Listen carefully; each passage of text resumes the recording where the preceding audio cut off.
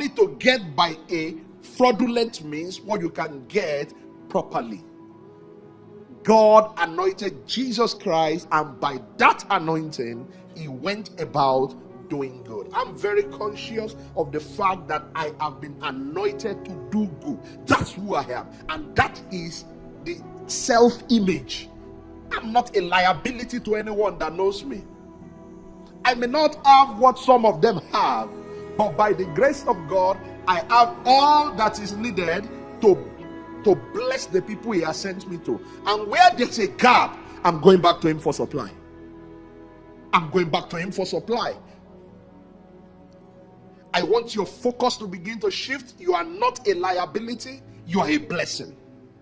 Can you say that to yourself? Some of you are not so convinced about it. I am not a liability, I am a blessing. This has nothing to do with what you have and what you don't have. It has everything to do with who you are. The anointing affects who you are.